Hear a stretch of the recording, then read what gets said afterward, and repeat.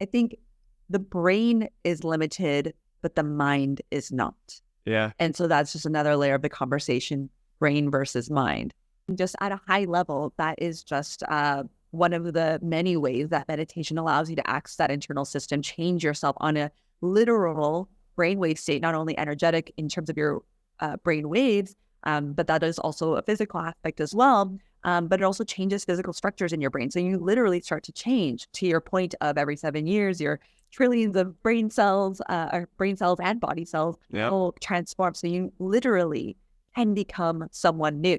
And so again, it's like you gotta crawl before you can walk, you gotta walk before you can run, you gotta run before you can sprint, and so on and so forth. So it's like, just get your hands dirty, let it be bad, anticipate you'll be judged. It's just welcome to entrepreneurship and also Yeah. being human. You Exactly. can do all Yeah. the right things and you're still gonna piss somebody off. So I mean, whatever.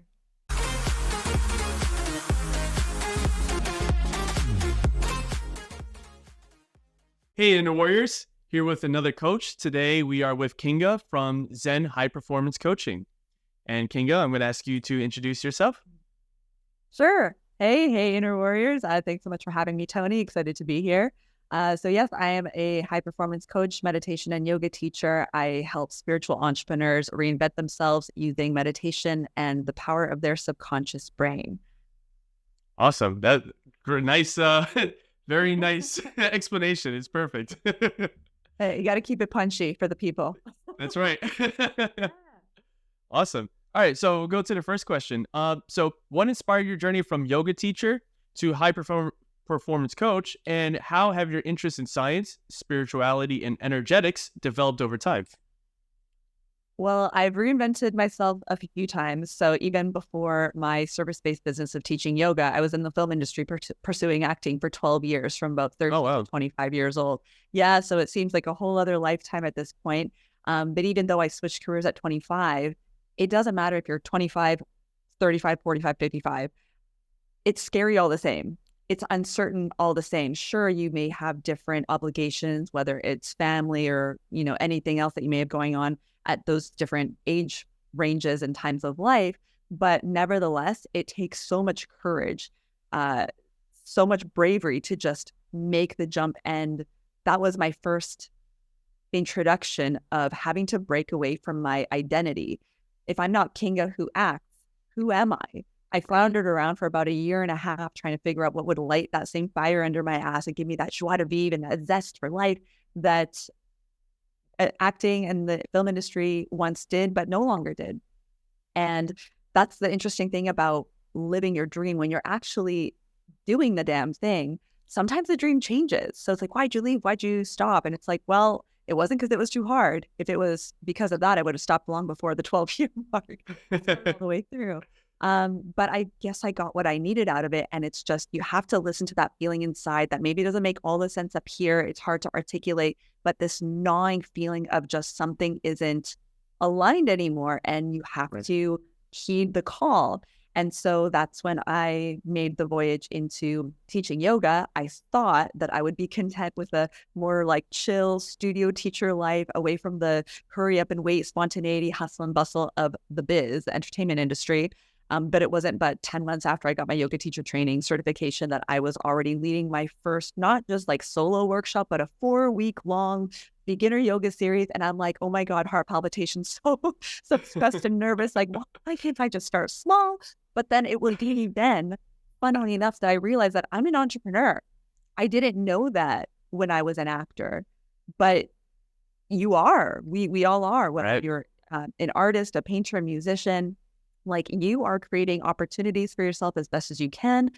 Even with yoga, like I just wanted to see what else I could create. And that's what got me into high performance coaching, because I realized I just had this developed, maybe part of it was innate, but I know a lot of it was like environmental, of really wanting to make something of my life and wanting to nurture this sense of significance that I didn't feel like I had when I was younger in my family dynamics.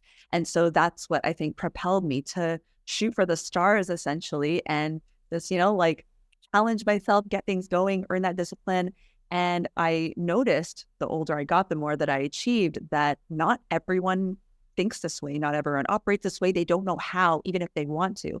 And so I've taken the conglomeration of my life experience so far, my knowledge, obviously we all stand on the shoulders of giants, so what I've learned from my own mentors near and far, and packaged it into my online course, the Zen High Performance Method. And that's my main avenue of helping my students do the damn thing today. Awesome. And I think part two of your Yeah. question, I think it was a bit of a two-parter, is Yep. the journey between or what's how it's developed, my journey to spirituality and high Right. performance today. Believe it or not, I used to be an atheist. Oh, wow. Yeah, I know. I'm like, I don't believe in anything. Triggered by the word God because strangely, I was in catechism, which is like church school, like Catholicism, for I don't even know, maybe like a couple of years when I was younger. And it's not like my family's particularly religious. Like we're Polish, Eastern European, we're technically Catholic, but it's like we would have, our Easter basket blessed for Easter, like a little, bit of Right. food, and that was like it. And we would eat meat on Christmas. We'd only eat fish. Like besides those like couple of things, which then like we would go to church every Sunday. And so all of a sudden, one day, my parents were like, "Oh, we have a surprise for you and your sister." And then it was like church school, and that was 2 days a week on top of public school. And I Oh, wow. remember fucking hating it. Absolutely, like, why am I here? I felt like shit. Right. I just remembered like memorizing the lines. Like I just wanted it for those little bread things that like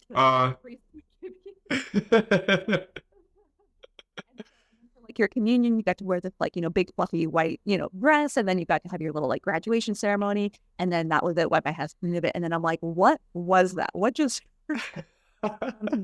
and so I think because of that, I had this rebellious chip on my shoulder. I'm like, because I was forced to do it and it wasn't Right. in alignment with just what I wanted to do, which I didn't know what else I wanted to do, but it sure as hell wasn't that. Yeah. And just like subscribing to this ideology, which I didn't really understand. And it was like forced upon me. And so after being atheist for a long time, fast forward to me being 24, my mom, I don't know how she knew about the book, The Secret. And it sounds so cliche to say, but I don't care because I love cliches. So I don't give a fuck. But it's such a typical gateway, spiritual gateway book. And when she gave it to me, I remember, which is like the strangest thing, because I don't even know how I heard about it, read about it, found out about it. But I had this feeling that I wanted to read this book. It's like I already knew about it, but I didn't know how I knew about it. So when my mom gifted it to me as this housewarming thing when I moved out to a new place, I was like, how did you know? How do I know? Right. And so when I started to read the book, I was like, oh my God, there are other people out there that think like me. I always thought that I just had this unnatural sense of mysticism, awe for life. I believed that anything could happen with just like belief, determination, and also just this surrender, like letting the universal forces, not even in a spiritual way at the time, but just letting the world do its thing. And there's no way that you can't succeed if you just stick with it. And then everything that was actually written and articulated was so validating for how I felt inside that I didn't have the language to offer.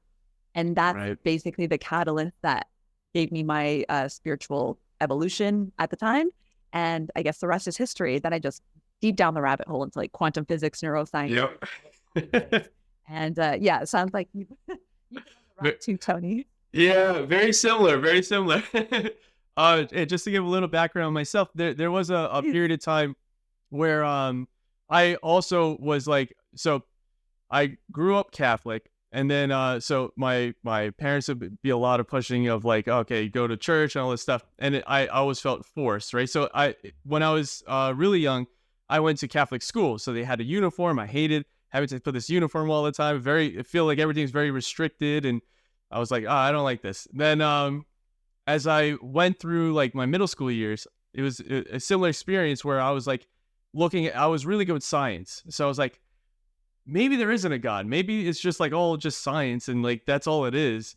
And for a while I went with that, and then there was just something that still didn't seem to click because it was like it doesn't feel like it's just all science though. I feel like there's more to it than what we know. And then similar path, there was the book The Secret that talked about like the mind and how the mind affects the world and all that kind of stuff, and like perception. And that was kind of my catalyst too, to kind of be like, oh, there's like other things going on here. And then I would look into the science and I'm like, wait, there is science that supports other things than what, it's not just materialism. Like there's more to it. And there's the consciousness and the whole idea of consciousness. And so very, very similar kind of path there. Yeah, definitely some intersection, which is so wild, so interesting. Um, yeah, it's like, to your point, science is changing and it's incomplete. Things that were concrete science 50 years ago have been disproven or changed or built Yep. upon more robustly, more thoroughly, or just different altogether. Yep.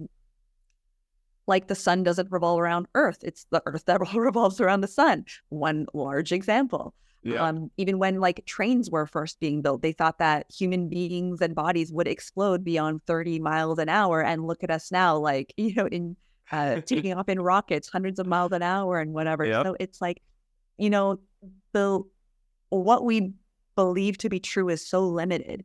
Even all the stuff that we've proven, who knows what's going to change or go deeper on. And we are a specimen, a species that loves to have a tiny, tiny little bowed box on everything, to have it accurate, to have it labeled, to have it be understood. We don't like uncertainty, even though we crave uncertainty. We want Yep. to be sure of things. We also want spontaneity and this and that, because otherwise it gets too boring or it gets too predictable or it gets too scary and uncertain. So it's like we're always doing the dance between things. And most people find it difficult to do the dance and entertain and contemplate the phenomena of the universe, because it's so vast and it's so unknowable on such a grand scale. Like, what is eternity? Where do the edges of space end? It's undefinable. And to just be able to exist in the isness and the unknown, but that's also where new possibilities for our life lie. And so if you're not content with what is now, that's okay. It's just information. But I help people cross the threshold, because I've had to cross it many times and so continue to do so, from who we're being now into that scary unknown, but the exciting unknown, and reframe that perspective. Yep. And just see what else is out there. Because, you only get one life, as far as we know, and I just want to make the most of it. And so far, it's been such a trip, such a ride. It's exciting. It's pretty wild. Definitely. So how can tapping into concepts like energetics and manifestation help people level up their real life abilities and achievements, like their careers, relationships, or hobbies? Well, really, beyond being concepts, they're states of being.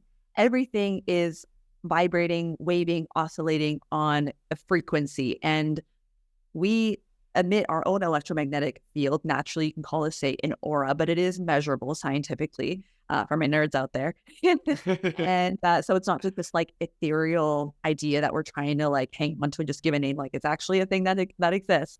And everything that we want as well, material, whether it's literally like a thing, an item, whether it's an opportunity, everything, every experience also has its own wave of vibration. And if you are not on the same wavelength of frequency, it is a mismatch. It's not resonant. This is called the law of resonant vibration in quantum physics.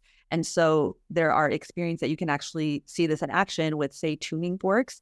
You vibrate one tuning fork, the other one is stationary and not vibrating, but you bring one tuning fork, as long as they're tuned to the same frequency beside the other tuning fork, the other tuning fork starts to vibrate without it being struck. And that's just one example of several that I could go into, but for brevity's sake, I'll keep it moving. So it's our responsibility to take radical accountability. If we don't like what we are experiencing in our three-dimensional environment, our reality, that's okay. It is up to us to become that person first. It's not have do be like, oh, once I have this thing, I can finally start doing this action and then be the type of person that I want to be who has those things. But it's really the inverse. Be that person now in whatever tiny minutia way that you can, and start to do those things again with whatever resources or lack thereof of resourcefulness rather than resources. And then eventually you'll have the things that that type of person would have or experience, and so on. So really, those are states of being that we can actively participate in becoming. And that's going to absolutely change the way that we approach our hobbies, our professional life, our relationships, and so on. Yeah, and I think it's you said the word before. It's like the identity shift, right? It's like you have to become the person that has the things you want in order to get the things you want. But even in so doing, you become somebody that, well, so let's take it back a little bit. Every 7 years, biologically, we're a completely different person. All our cells have died and changed and they're new cells. So if you were to say my identity is this body, that's not true, because in 7 years, it'll be a completely different body, even if it looks the same. So that's one thing. Then there's the idea of like, oh, I am my thoughts and feelings. Well, those change all the time too. So you can't say that either, right? Like, so what it really comes down to is I am, I am. I am. Yeah. Right. Yeah. And it's only when we put on that new identity that in order to get to the goals that we want to achieve, we have to put on a new identity. So first, I always think of it as like you layer yourself back and realize that you are that you are. And then only once you get to that point, can you put on like that shell of the new identity you need to be in order to get to the place you're trying to get to. Like, at least that's the way I think of it. But yeah. And yeah, but just because we have a thought doesn't mean that it's true. And Right. yoga, my training and practice on both sides, teaching and participating as a student, because always a humble student first and always learning, even from my students that I work with. Like, we all associate with our thoughts initially because we don't know anything different, right? Like, I am who I am. I am Kinga. I think the way that I do. I am the way that I am. Why should I change? But like, are you satisfied really with the person that you are, with the reflection, the mirror that your relationships are showing up to you, with what you've been able to achieve, with your alignment or not of doing the things that you say you're going to do, right? How much congruency is there? And so it all comes down to our identity, which is the lower level of beliefs. We all think that it starts with beliefs. I have to change my beliefs, this and that, but you believe what your core identity is mapped out for you. And so even the journey of changing our identity has to go beyond just simply a conscious thought, which is an intellectual process of the mind. It's like the brain and the body thinks in language. The brain thinks in language, but the body thinks in feelings, or communicates rather in feelings. So thoughts, language, feelings, language. And so how do we get the brain and the body on board in coherence with one another to actually merge our conscious wills and desires with our identity, our subconscious operating system? And so that's where meditation and the practice of energetics and high performance habits really intersect, which is where I geek out on. Awesome. So what movies, shows, or books have influenced your perspective on topics like manifestation or performance enhancement? So many. Yeah. My faves, definitely books or lectures, I would say, more so than like movies or shows. One show that's not like a scripted show, it's a docuseries, would be Dr. Joe Dispenza's series on Gaia, which is like a online spiritual show network of sorts. And so his series is called Rewired. If you haven't seen it, I would highly, highly recommend. It's so cool. He does touch on what he talks about in that series in his book, Becoming Supernatural. That book has also impacted my life deeply, greatly. Yeah. I've read that one, yeah. I need to take it again, because there's just, it's crazy. It's wild. High Performance Habits by Brennan Burchard, Psycho-Cybernetics by Maxwell Maltz. Oh gosh, certainly there's more. I'll leave it with those as like the tops, but I mean, I could keep going. Yeah. I mean, the learning never ends. And sometimes it's even just one golden nugget that you'll take away that just shifts so much for you. So, as they say, leaders are readers, and there's so much to digest. So I have so many unread books on my bookshelf still that I'm just, oh, The Secret, of course, The Secret. Well, yeah. Be honest now. Come on. It deserves a spot on the, the Definitely. I can say one of the books that really changed my perspective was besides like The Secret or Becoming Supernatural, there was a book by Napoleon Hill called Outwitting the Devil, which was really good. yeah, That very one, cool. it was I was in the library trying to find a book to read, and it was just there on the shelf, just facing outward. I'm like, Outwitting the Devil, like what is that? So I take a look at it. It's by Napoleon Hill, and I've read his other book, Think and Grow Rich, and then yeah. So when I was reading it, I was like, it's such a fascinating concept of what he writes in the book. Basically, the general concept of the book is that he's talking to quote unquote the devil, which he says could also just be his subconscious thoughts. But the devil, the way it makes you like reach for goals and then drift away from the goals. So there's this drifting that happens that is why a lot of people don't reach the goals they set out to reach. And it's because of this concept of drifting, which is the big theme of the book is drifting, where there is, I'm trying to think of a better way to describe it, but it's basically you try something and you're like, oh, that didn't work. So you stop and you try something else. Shiny object syndrome, I guess, right? So really so his concept of drifting is what we call nowadays shiny object syndrome, where you try something, you don't stick to it. So then you try something else, you don't stick to that either. And you just continue and you never get to the goal because you keep trying these other things. So I love it. Yeah, it's on my to read list.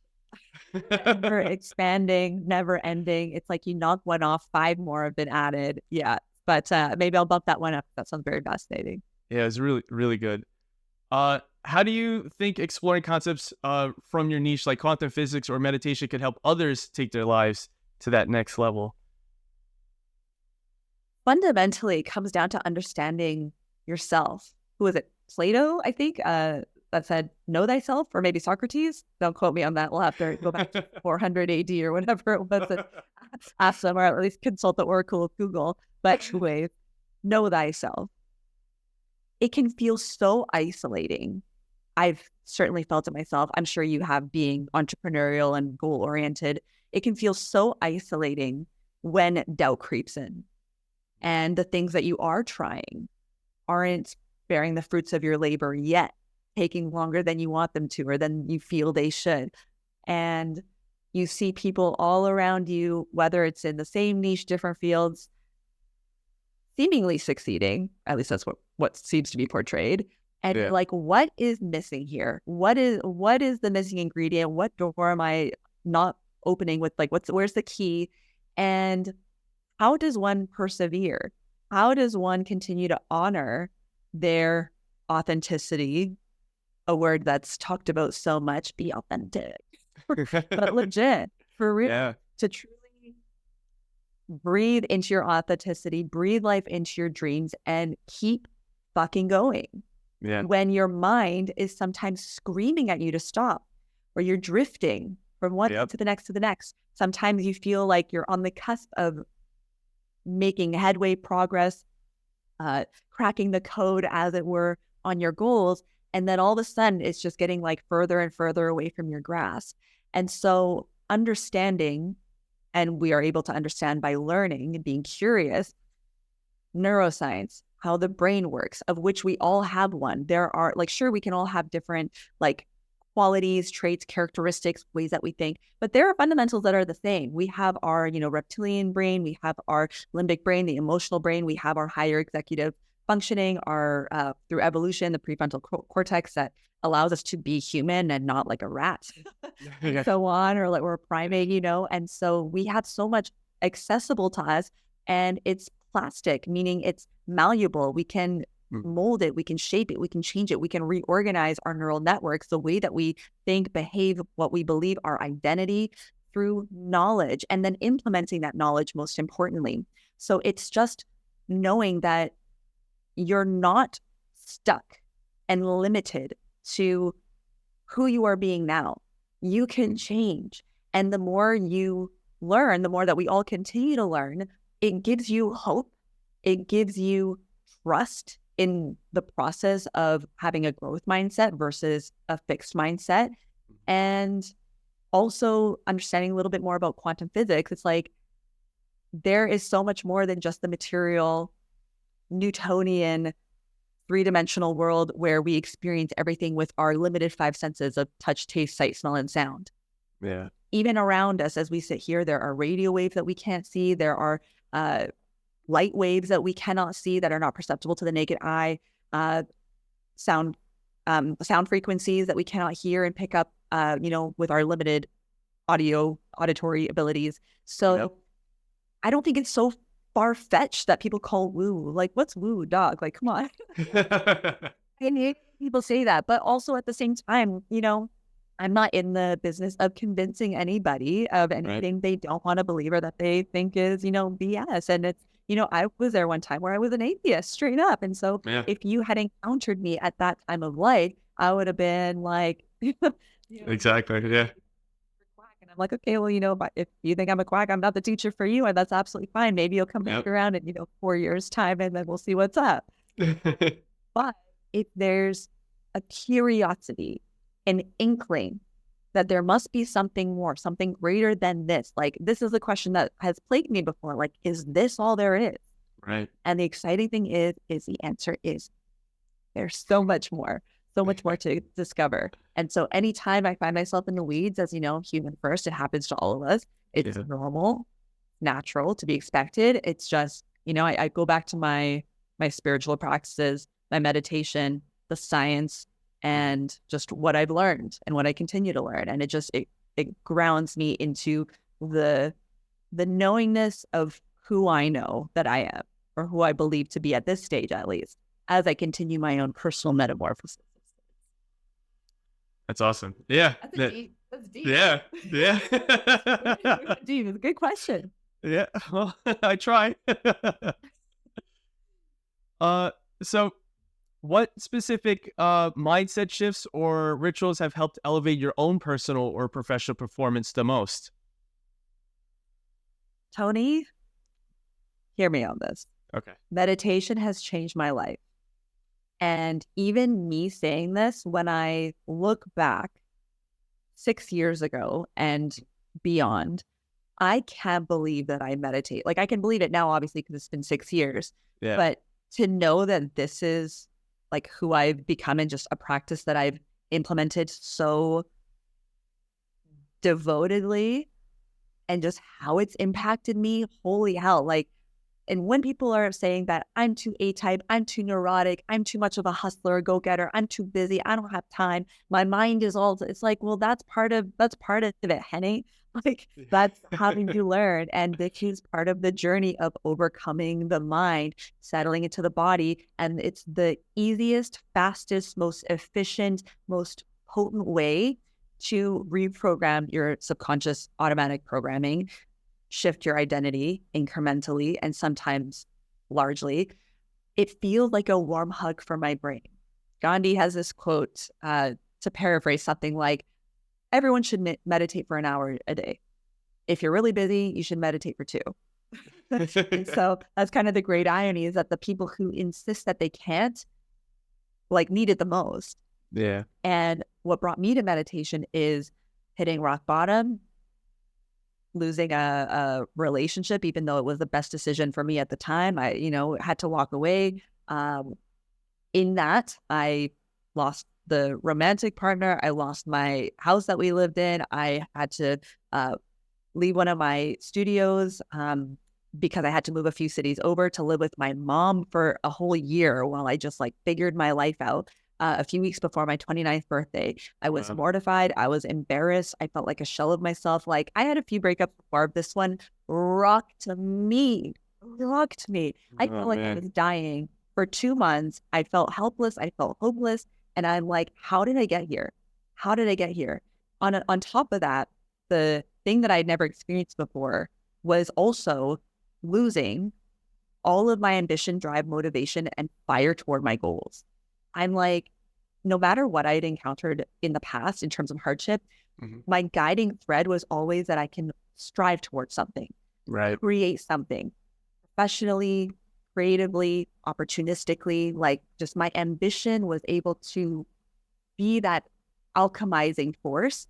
And this time I had lost that too. And I was just like in a fog, in a daze.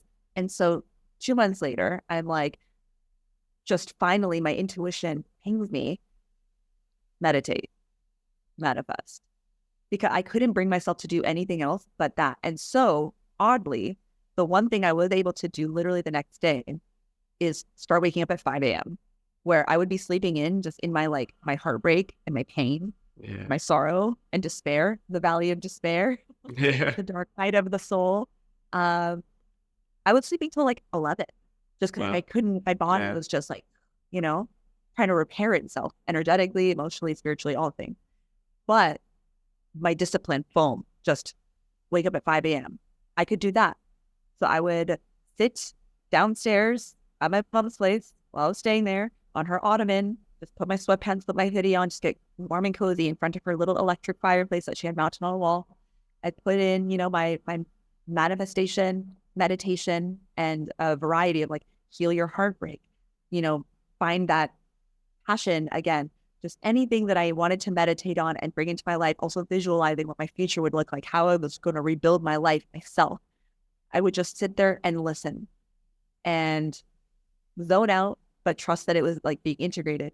And so I went a month of 5 a.m. wake up straight. Some days I was so goddamn tired, I would literally hold my head in my hands and be like, what the fuck? Like, is this even working?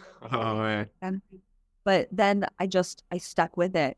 And then I did 2 weeks of 4 a.m. club. Oh, wow.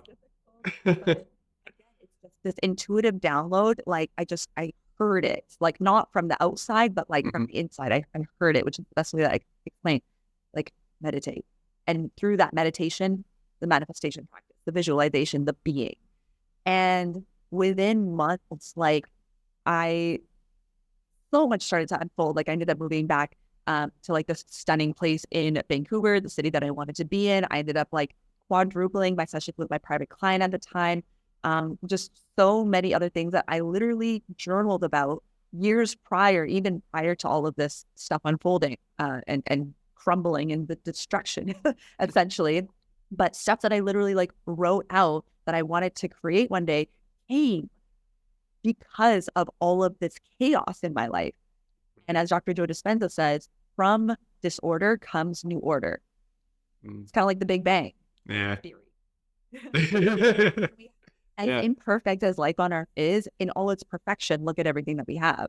This self-sustaining ecosystem. Yet, it had to come from somewhere. It's like explosion of sorts. But yet it was able to self-organize it as what we call planet Earth.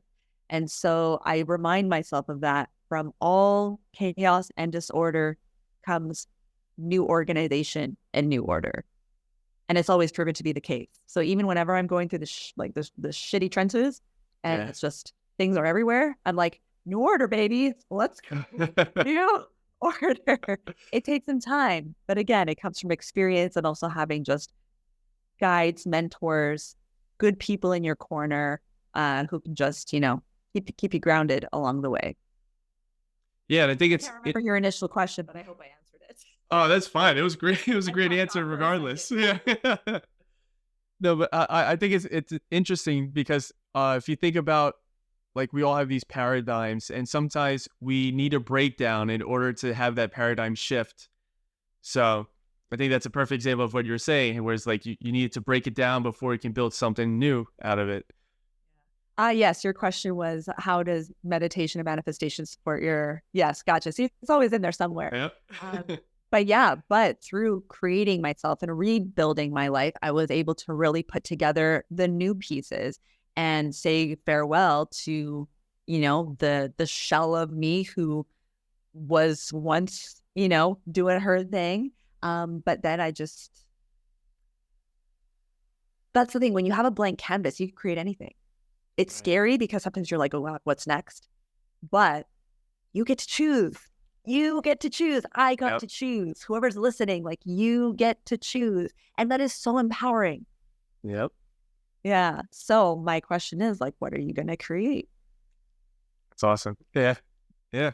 That uh so before moving on to the next question, just made me think of something. So um there there's a lot of research by Dr. Bernardo Kastrup and some of his peers where they talk about consciousness. That's their big things, looking at consciousness and the science behind it. And one of the things that they had brought up was that if you look at dissociative identity disorder, and you look at the brain and the way it works in that sense, there are when you have dissociative identity disorder, you have different alters, right? So different personalities that you build out, and to an extent, everybody has a little bit of that because we have different characters we play in different fields of life, right? So we're different with our friends than we are with our coworkers and things like that. So one of the things that they talk about in their science is that if you look at the universe as one consciousness, we are all the disassociated identities of that universal consciousness. Oh, fascinating. Yeah. And so it's like all of us are playing characters in this mind that has split itself into other people to experience itself. So it's almost like, when you have a dream, you have all these characters in your dream, but they're all you. So in that same sense, it's almost like the universal mind. We're in this dream of the universal mind. We're all these characters of universal mind. And then that's why there's these weird things where like you have like the CIA experiments with remote viewing and things like that, right? Like it's Yeah, and it's it's the gateway experience, yeah. everything like that. Yeah. Yeah, so it's like we're all connected because technically we're all the same person, just with different identities. So you just brought that to mind when you were talking about that. It goes into the same thing with identity, right? We were talking about that before too, where it's, how do you describe your identity? Because anything you use to describe it, you can strip away because everything changes. You change, your thoughts change, everything changes. You just are. And then we build identities around our I amness that we are. And so it's interesting to think of that if we're all this universal consciousness and then we're like you and me are the same person, everyone watching is the same person. We're just taking on these different identities. And then it makes you think even more of like, you really should treat other people better because they are you.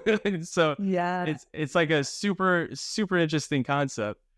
Yeah. And the deeper you go down the rabbit hole, it's one of those things that like the more questions you ask, it only begets more questions and more answers. And sometimes you're like, oh gosh, I have to just like reel myself back in for a second because again, like cannot compute. Yeah. Like, I think the brain is limited, but the mind is not. Yeah. And so that's just another layer of the conversation, brain versus mind. Yeah. And so the way that we think, the paradigm through which we view the world, our belief system, of course, it's mind, what we believe we can create, what we feel we can create, like the Wright brothers who believed in the airplane when everyone thought they were off their rocker, as one example. And look at now, we're flying through tubes in the sky. Now we're mad that they don't have Wi-Fi sometimes. Yep. Perspective. Yep.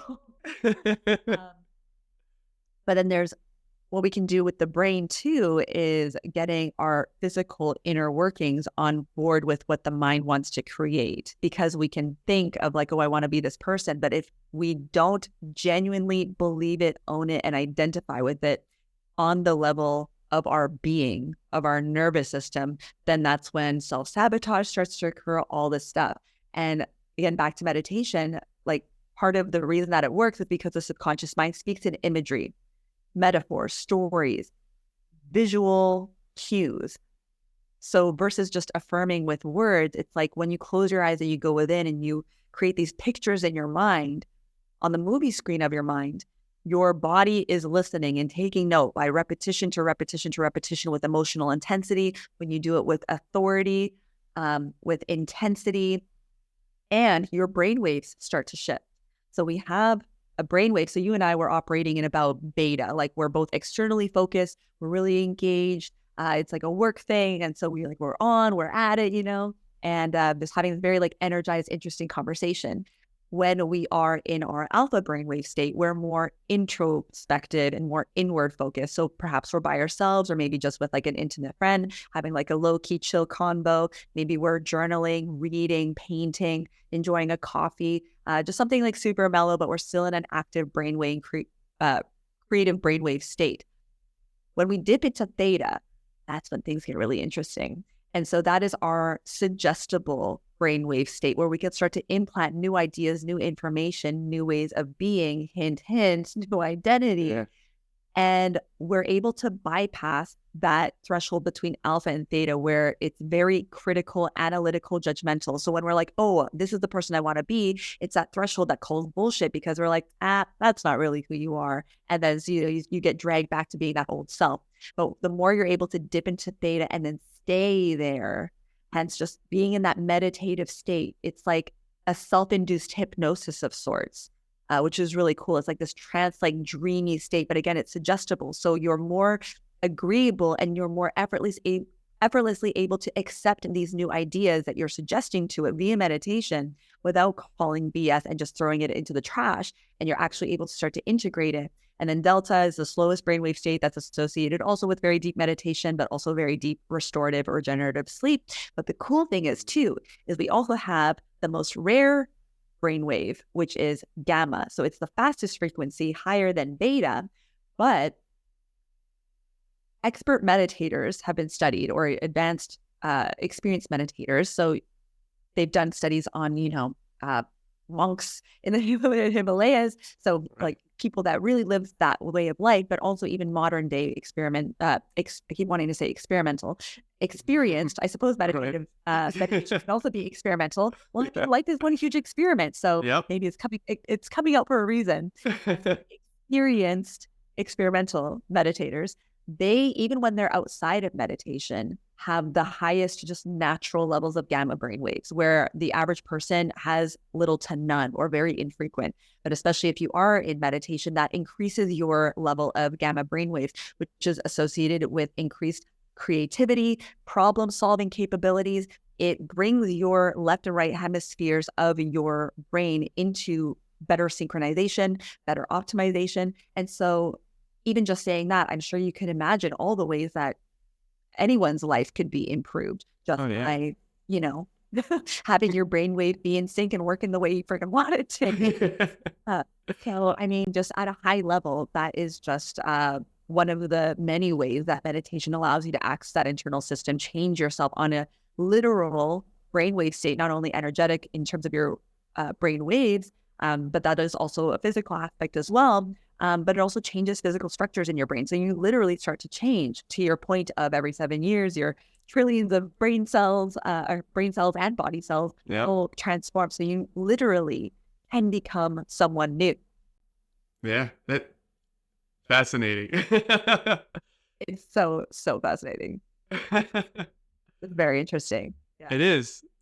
So what are some real world examples of how like top athletes, entrepreneurs, or other achievers, how they may have used principles like this to succeed in their fields? Gosh, I mean, Kobe Bryant, Mamba. Yep. He's shared interviews of how meditation has changed his life. Coaches that actually bring the teams together and have moments of meditation. And again, like, you don't have to start off like I did, waking up at 5 a.m., 4 a.m. and meditating like literally out of the gate for 45 minutes, 1 hour. Just because, again, that's where I was in that time of life. I'm like, nothing can be worse than what I'm going through right now. So I'm just like into the deep end. But that's part of my journey to share with, others, that at least you can start small. 1 minute is better than 0 minutes. And so it can bring a team together, the moment of presence. It, again, allows you to center yourself when you're feeling anxiety, when you're feeling overwhelmed, when you're feeling pressure, when you're feeling the weight of the world on your shoulders, where you feel like you can't get a fucking moment of peace. For all these things, like, who's going to give you a break if you don't give it to yourself, if we don't give it to ourselves? I always say time comes to those who create it. We all have 24 hours in a day. Some people are moving mountains, even with 8 kids in tow. And so this is not to discredit or invalidate people who are going through it and it's difficult and it's challenging. It's so valid. And I get it. And you're right. It's hard. It can be hard. And you have a dream, you have a goal, you want to make change in your life. What are you going to do? And it's not about taking these big strides. It's about the smallest decisions. They may seem insignificant, that they don't do anything, but it's the compounding action over time. I'm getting just chills talking about it. 'Cause it's so true. I've witnessed it, experienced it firsthand. I know that slow slog sometimes. I know it so well. It hurts. But once you see it coming to form and see it materializing, coming to fruition, and you see yourself getting closer to your dream, there's nothing like it. There's nothing like it. And that's the thing, like listening to interviews and conversations like this, reading books, listening to interviews and docuseries and things like that of people who've gone through it. It helps you know that you're not alone. Oprah Winfrey, she is a powerhouse manifester. My God. Jim Carrey, he has a story that he's talked about where he's written himself a check for $10 million far before he ever made it as an actor. He gave himself a timeline. I can't remember how long it was, 1 year, 5 years, something like that. And it was like, I think 2 weeks before the expiry date that he wrote on his check, he landed the mask. How much did he get paid for that, Tony? $10 million. $10 million. $10 million. And so, I mean, tell me it doesn't fucking work. Yeah. Like, honestly, I mean, both Tony Robbins, arguably the greatest life coach, at least one of them, certainly, was having an interview conversation with Ray Dalio, author of, what is it, the Changing World Order, Principles, billionaire investor, founder of Bridgewater, like powerhouse investing firm. Both of them have said that they wouldn't be where they are if they didn't have a meditation practice in their lives. Ray Dalio was saying that it gives you a certain equanimity, just this level-headedness, a state of peacefulness, that contentment, just a steadfastness that regardless of what life throws at you, it just keeps you centered, it keeps you focused, it keeps you rooted. And that's the thing. So many people don't know who they are. Yeah. Even in their 30s, 40s, 50s. And again, that's not a bad thing. There's nothing good, there's nothing bad. It's just the isness of it. Yep. But it's like, it's our responsibility to guide us back home toward ourselves. And so, I mean, that's just a handful of people Yeah. who use meditation manifestation. And I mean, obviously, clearly, they've created some outstanding, tremendous things in their life, in their chosen fields and mediums. Yeah, definitely. It makes a big difference, definitely. So how can understanding topics like neuroplasticity help people mentally level up in their life?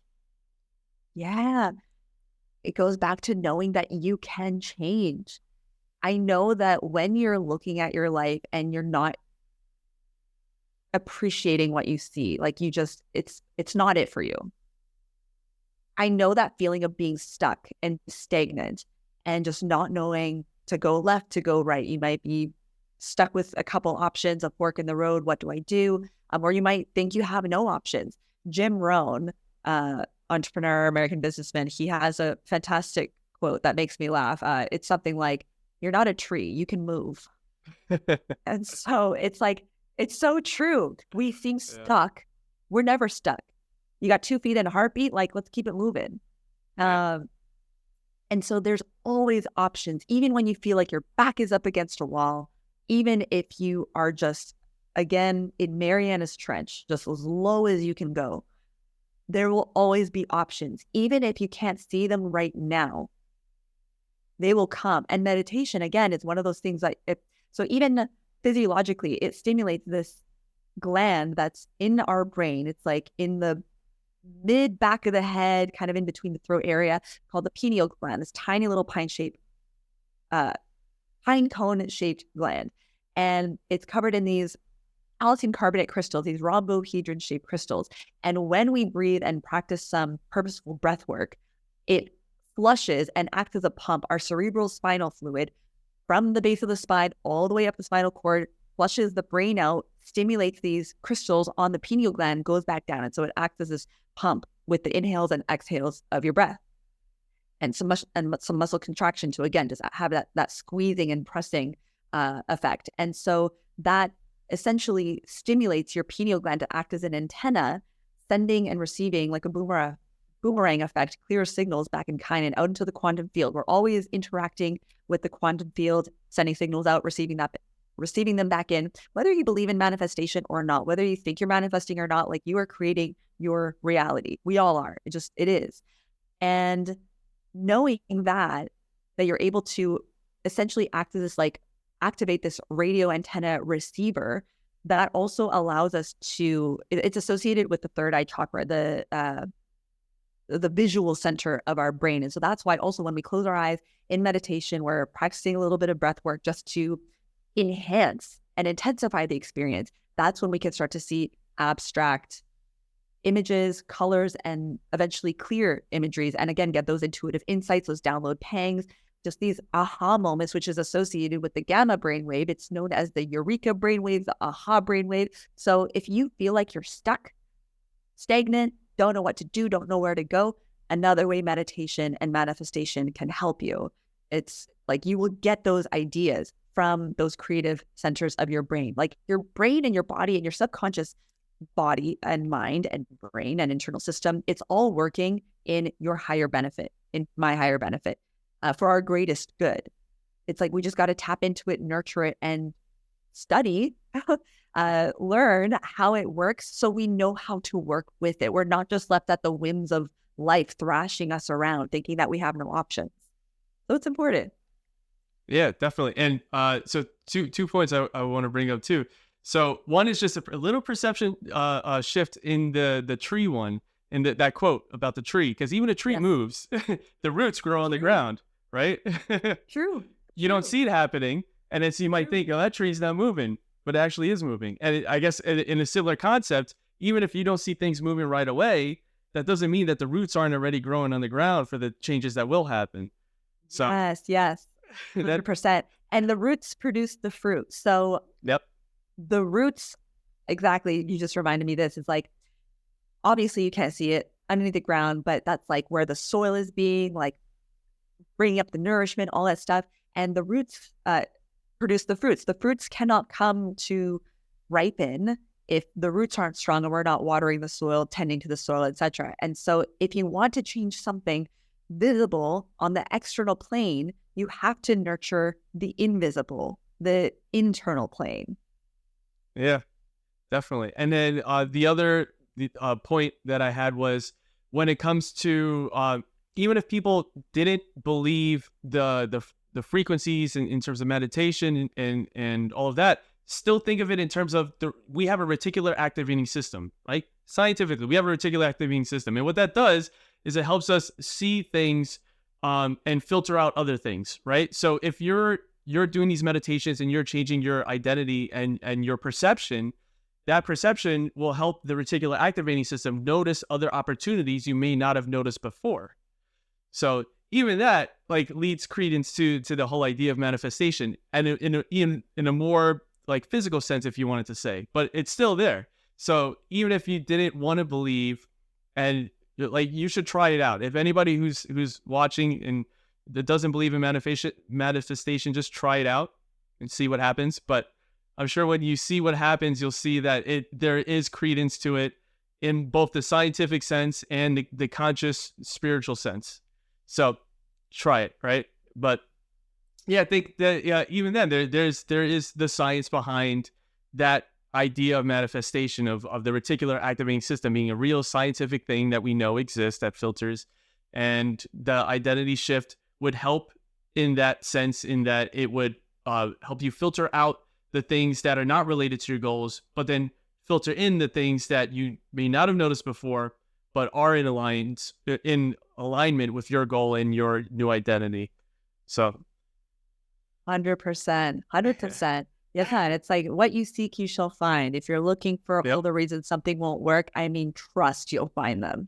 And if you, instead of wondering, what if negative XYZ, what if it works? What if Yep. it turns out better than you possibly could have ever even imagined, in spite of your visualization and your imagery and everything? What if it's even better? It's like, yes, artist snaps, let's go. And I mean, again, regardless of what people believe or not, it's like, again, facts are facts, science is science, exactly as you said. Emotions and frequencies are measurable. So we're not speaking in these fluffy terms. I know there's a lot of spiritual coaches, and no shade to them, but they're more like, spiritual gods and goddesses and whatever in the sacred container of this, that, and the other. And that's not my personal jam, but I Right. mean, to each their own. And I Yeah. think there is value in that avenue. If it speaks to you, like, go for it. But one of the things that's allowed me to really wrap my limited human mind around a lot of these more esoteric or perhaps hard to initially grasp concepts and ideas and practices is, again, immersing myself in them constantly, even if I don't understand, allowing myself to know that, okay, I don't fully understand this now, but let me experiment, try it, practice it, because I feel like I get the idea, just the general gist of it. And the more that I learn and continue to have these conversations, and the more that I teach, it seems to solidify itself more and more and more. And quite frankly, people can call bullshit all they want, but experience, firsthand experience, you cannot contest that. There are certain things that I can explain and certain things that I cannot. And even the most brilliant scientists and researchers still cannot. Yet there are areas that can be measured. You can measure a group of meditators and their electromagnetic field and how they're able to impact other bodies in the room through their intention. These are studies that are continuing to be done, and we're learning more and more every day. We know more about the effects of meditation in the last 5 years than we have in the last 50 combined. And it's really exciting. And again, it's always obviously up to each of us what we choose to believe or what we choose to believe. But I mean, do we want to believe in limitation, or do we want to believe in possibility? Yeah. So it's not about convincing anybody. It's like, ultimately, each person has to go on their own journey to see what they can create. And I think it's so exciting, the possibilities that await and the things that have come into my life that I like, beyond just like people, ideas, that, sorry, let me rephrase this, beyond just simply like ideas and intuitive downloads and stuff. Other things can come into our path, being the reticular activating system and all of that, new people, connections, something you'll hear, like whether a passersby or someone on the train or radio or TV, something you read in a book. Also material assistance, opportunities, things will come out of the blue. You'll get a phone call from like an old employer that you haven't seen in like a year and a half or whatever, being like, hey, thought of you for this opportunity. That's happened to me. I'm like, the fuck? But like, again, that is the point, is that Mhm. you won't know when or how it's going to come. All you have to focus on, and all you can focus on and control, is what you're doing Mhm. and why you're doing it and how you go about it Yeah. in terms of your own effort. But the timeline that it's going to come, and then how that's going to manifest on the external plane beyond your own control of how you're approaching it, that's beyond our control. And we have to let go of that. That's where the more spiritual aspect of everything comes into play, is because you have to surrender. You have to trust in faith, and not faith in the religious sense, but faith is the opposite of doubt, essentially. Mm. If you're doubting something, that means you do not have faith. So if you are surrendering and trusting and having faith, that means you are relinquishing the doubt that may be trying to keep in, and just knowing that when it comes, because the universe doesn't wear a watch, that's why it's called divine timing, cosmic timing. It will come when it comes. And even though in our limited thinking mind, we want it now, it's not coming fast enough. Yes, patience is truly a virtue. And the funny thing is, and the very peculiar thing is that when your manifestation does come to fruition, it will seem like it's so perfectly timed, which is the weirdest thing. Doesn't matter if you've been waiting years for it. It's only in hindsight that we're able to connect the dots and see with clarity the journey that we've been taken on with universal forces and intelligence and our own participation. But it's just bam, when it happens, you'll be like, now I see why I had to wait. Yeah. Yeah, it's like was it Steve Jobs that said things only make sense looking backwards? Like you can only connect the dots looking backwards. I think that, Truth. yeah, Big truth. exactly. Yeah. And also, if we knew how and when it was going to happen, it would have already happened because if Right. we knew that information and those details, it would be part of our known reality. Mhm. And so if you want something that's different than your known reality, you have to step to the unknown. Yep. And what's out here? Uncertainty, patience, trust. The when and the how is somewhere out here. And so we have to relinquish those things and just like stop trying to white knuckle everything and grasp and control and manipulate. It's like, again, just pour your heart into just one little incremental step at a time, and the rest will truly fall into place. I'm a firm believer that like there's no freaking way that you can continue on toward a goal and not achieve it to some capacity. I reminded myself this when I was like in my teens and early 20s, mid 20s, in acting. I'm like, there's no way that I could keep going on these auditions and taking these classes and meeting these people and networking and go to these events where I can't eventually book a role and then the next Right. one, a commercial, a thing in a show, a thing in the this. And it'll happen eventually. Yeah. And so it's like you'll either prove yourself wrong or you prove yourself right. It's a infamous Henry Ford quote. Whether you think you can or you think you can't, you're right. You're right. Yep. And Yeah, I'm like, all right, fine. yeah. And I think part of that too is like the part of why that works, I think too, is that when you're doing something over and over again, you get better and better at it. But if you were to just stop at some point, then all that progress you made, like learning and getting better at something, you've just shifted onto the next thing. And then you got to start from the beginning again. But if you were to stick to something, then you'll continue to get better and better and better. And then that's why, yeah, you're more likely to succeed if you stick to something because you continue to get better at it. But I think if you were to just stop and like, oh, let me try something else, that didn't work, then you never let like the tree grow, right? You never let that tree grow to actually see the progress that you were making. Yeah, you got to wait to see the fruit. Yep. And just like a tree, you trust in the process. You plant the seed. It can take decades to grow, but you trust that the fruit will come, and it's just like nature and its natural cycles and seasons. It shows us so many lessons year in, year out throughout our entire lifetime, just how to just trust the ebbs and the flows of the natural cycle of things. It's all cyclical. And yet humans, we are all tormented by our executive functioning. It's true. Don't I know it? Yeah. And that's also where meditation helps. Just chill the frick out. Chill, Phil, y'all. Meditate. Exactly. uh, what is one aspect of performing at a high level that surprises people the most when they start implementing it? That when you understand the habit installation protocol, which I got from the homie Robin Sharma, another American author, entrepreneur, love his books, author of the 5 a.m. Club. Ooh, add that to the reading list, the 5 a.m. Club. 5 a.m. That was Club. that was a very pivotal Okay. book. One of my faves. I read that twice too. Chef's kiss. Awesome.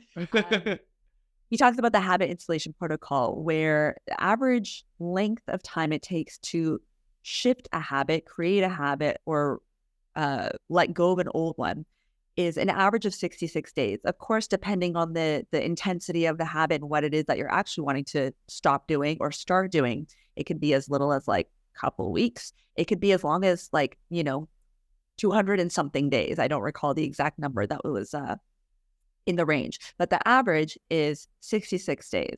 Not this 21 days, 28 days nonsense. It sounds good. 3 weeks. Yeah. It's like that check. Yeah. It's a bad. And so it's 3 stages in this habit installation protocol. The first stage is habit destruction. It goes back to the disintegration, the chaos before, the disorder before new order. So whenever you're trying to start something new, it's going to be hard. It's going to feel unnatural because we all have our neural networks that are accustomed and firing and wiring at all times to operate and execute in the way that we've already been operating and executing and living as, essentially. And so it's the same thing when you have one dominant hand and you're brushing your teeth. Try brushing your teeth with your opposite hand. It is awkward as hell. It's weird. You feel like a toddler. That's because you don't have neural networks assigned to have it feel natural and second nature. And so another quote, I don't know where I was going with that, from Robin Sharma, another quote that he has from the book that will help illustrate this habit installation protocol is, all change is hard at first, messy in the middle, and gorgeous at the end. So stage 1 of habit destruction is hard at first. Then you get to stage 2 from habit destruction is habit installation, where it's messy in the middle. You're starting to get the hang of it. You're starting to get familiar with it. And still, there are moments where you're being pulled back as the old you, your old habits, your own temptations, your own old indulgences. But then you have the pull of the new you. And you're like, I know I can do it. I've been doing it. I'm wanting to fall off. I'm wanting to stop. But I'm being pulled by the vision of my future and my future self. And so that messy in the middle, stage 2, habit installation. And then phase 3 is habit integration, where as it says, it integrates into your being.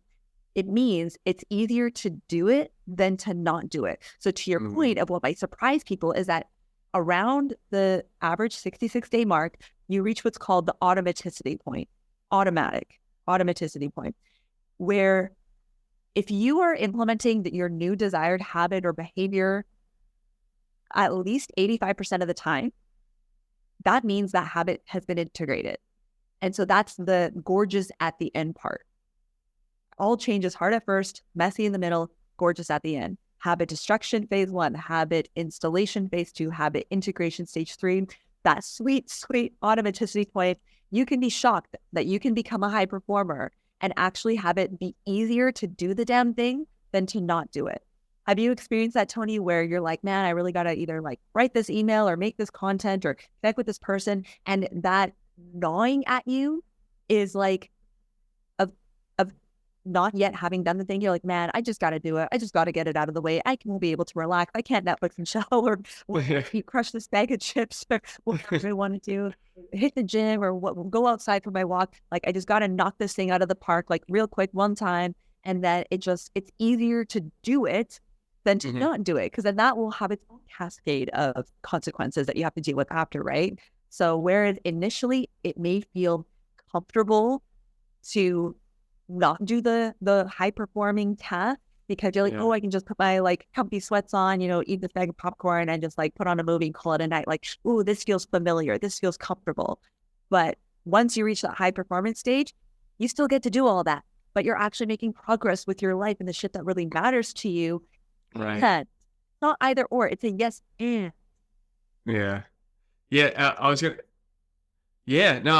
say, like, it's interesting because sometimes, like, when I know there's a task that's like gnawing at me, I'll know that it's easier when I'm actually doing the task, and it's really that buildup in my head of like, I really gotta do this. So then sometimes I just gotta go, okay, I gotta shut that off. I'm just gonna do it, act without thinking. Because if you think, you start ruminating, and it makes the task seem way bigger than it really is. It's like what it's like the what's the example where you have the shadow of a cat look like a lion, right? So you think it's a lion, but it's really just a little cat. But your thoughts of being like, oh man, I got to do this thing. You're building it up to think like it's a lion, but it's really this little cat, and you just go and do it and you get it over with. And yeah. Brain is just wanting to preserve energy. That's all it is. We create these stories around how difficult it's going to be and how whatever, like we're already tired. It's just the brain wanting to preserve energy, keep you like in a rested state, basically, to just tackle the sort of daily necessities of going to work and this and that, taking care of the family and whatever else you might have to do. But really, it's, again, part of your earlier question of like the importance of and the benefit of learning about neuroplasticity, neuroscience, how the brain works, how the body works, how the mind works. And then you can be aware, consciously aware, to observe when these tricks of the mind essentially start to kick up their dust as it does for all of us. It still does it for me. I'm sure it does it for you. Yeah. I'm sure it does it to those who's listening, but it's part of being human. It's like you're never going to be rid of these things. You just get better at doing the dance with them. And so my trick, I love the do without thinking. Great. Just rip off the Band-Aid and just throw yourself in. Another trick I can add to that is I self-rebel. So I tell myself that like, fine, I'll do it. I'm going to do the shittiest job possible. I'm just going to be bad. Here, it doesn't even have to be good. I'm actually going to actively try to do a poor job at writing this email to my or whatever this piece of content. And because I'm a high performer, it is in my nature. I can't do it bad, even if I try. And so, yeah, I'll start off whatever, just kind of like just consciousness stream of thoughts type thing. Like, don't try to over analyze it and just try to like edit as you write. Just write, let it be messy, and then like whatever, edit after. And so then you just kind of start to get a roll. It's like, okay, laptop's open, applications open, I'm typing, whatever. And then you get the aha and the idea and the this and the that. And again, when you meditate, those creative centers are always working even outside of meditation. Again, it goes back to those gamma brainwaves. Even experienced meditators outside of their meditation practice naturally have these enhanced, elevated creative capacities, and just these ideas start to flow. So like things just come, things will come. And again, it just becomes easier to do it than to not do it. And then eventually you just self-rebel and you're like, all right, I'm here. I know that I have to do a great job at this. And then you just prove yourself right, essentially. And so if your brain starts playing tricks on you, you just play some tricks on your brain. and then it works. And then it works. Wow. Yeah. So you have to find your own way. But again, it's like it just comes from being in the arena. You just gotta do something. Anything, even if it is bad. At least I made something bad. And that is also subjective. So who's to say? Exactly. Then it's pretty good. Right? But again, it's just like you can't figure out how you work until you do it. Do something and do it poorly. This is the initiation, my friend. Yep. Someone comes out the womb, being like a marketing specialist, a copywriter, creative, like prodigy, whatever. It's like you got to do and take pride in the doing, not just in what is done. Yeah, just like when we're babies, we can't walk yet, right? Like we gotta learn to walk. But imagine we just stop trying to walk when we fall the first time. Like forget about it. Yeah. Your parents are like, they're not cut up for this. Yeah. They'll be 32 in a stroller. Be a hard life. But yeah, and so again, it's like you gotta crawl before you can walk, you gotta walk before you can run, you gotta run before you can sprint, and so on and so forth. So it's like just get your hands dirty, let it be bad, anticipate you'll be judged. It's just welcome to entrepreneurship and also being human. Exactly. You can do all the right things and you're still gonna piss somebody off. So I mean, whatever. Yep.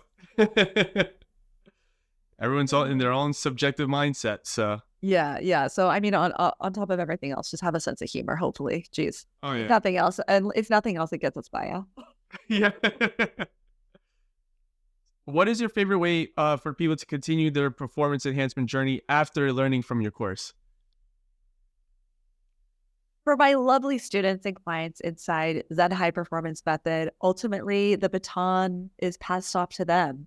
I mean, I'm always available and we still have our communities, so I'm always there to support in next steps of the journey. But ultimately, the gift that I'm able to give them, and really the gift that they give to themselves by going through the material and the curriculum and honoring their own transformation, is that they leave from implementing throughout the program. And then, of course, after they're ready to move on to the next thing in their life, they have an ongoing Rolodex of tools at their disposal. So while they're going through the training that I've laid out for them to build some structure and know-how of what to do, when to do it, it's not like the highest performing people and disciplined people do the exact same 800 things in the same row all the time, every single day in, day out. It's just not sustainable. So you may have your own keystone habits that you do every day or a couple times a day or once every other day. Or your go-tos, but ultimately they leave having a whole menu of things that they can select from depending on how they're feeling, what they need to get accomplished. and they can select from that the tool that will best be able to support them in achieving and accomplishing whatever it is that they're working toward, while also having that steadfast contentment and peace now, gratitude for what is now. Even if nothing were to change, just allowing that wholeness of self to be enough to genuinely feel joy and happiness, true peace now, even as they continue to strive for more. So that's the biggest gift that I can give to them, and the biggest gift they can give to themselves is just continue to do the damn thing. Awesome. What is currently inspiring you, and what is your current main quest in life? Oh boy, deep. Yeah. Currently inspiring me, honestly, is conversations like this. Like, I'm so happy that we've been able to connect, Tony. And I always say there's no small accidents or coincidences or synchronicities. I feel, the universe has organized our paths to cross in its own unique way. And this has been super cool. And my main goal or mission or purpose of significance at this stage is to continue to honor my own self-actualization through using the wisdom that I've gained up until this stage of my life now, and as I'm continuing to learn, and just helping to share with others. Sometimes, maybe life would be easier and simpler if I wasn't in, just this natural leadership role. I feel it within myself, and I feel it's something that I have to express while also being a student with my own mentors and leaders in my life. But I just, it's one of those things that's hard to articulate as best as I can, but it's just that feeling inside that I feel is just part of my existence here on this planet as this tiny little speck of, cells in the universe at this stage, to just help people a little bit, at least along their journey. Because I know a lot of people are struggling out there, and it can be challenging, but it doesn't have to be. So that's what drives me. It's awesome. So this a great conversation. Loved every bit of it. Where can people find you? People can find me on most social well, the main ones, I guess, at Kinga Gorski. It is my name. Instagram, Facebook. I'll be relaunching my YouTube channel shortly, soon, in the coming month or two. I'll get on it, but that's the next thing. This is social accountability, right? Mark my. You can also go to kingagorski.com. You can learn more about Zen High Performance there. Check out my website. But yeah, you feel free to connect on social, email me. It's on the website and all that good stuff. So yeah, at Kinga Gorski, kingagorski.com, and Tony's YouTube channel. Yeah. Yeah, links in the description, everybody.